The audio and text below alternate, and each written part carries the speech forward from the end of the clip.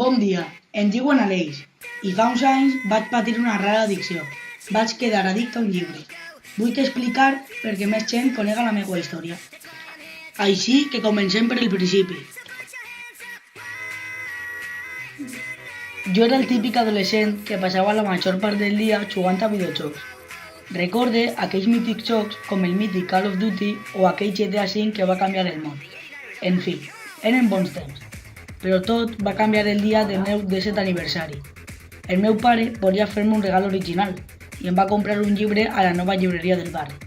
Per a mi no m'agradava gens la lectura, però com ell em persistia en llegir, jo vaig començar. Em va enganxar tant que vaig quedar durant dies llegint, però tot el món començà a ajudar-me.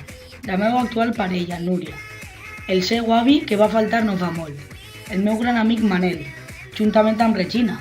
Tots volien ajudar perquè tornara a ser el mateix i no correguera alguna desgràcia. Però durant la lectura sorgiran nous conflictes, misteris amb l'autor de l'obra i amb el culpable de tot el conflicte. Es solucionarà tot? Es sabrà qui és el responsable de la meva maldició? L'autor de l'obra? Llegiu el meu llibre, una lectura perillosa. Per saber-hi més, espero que us agradi.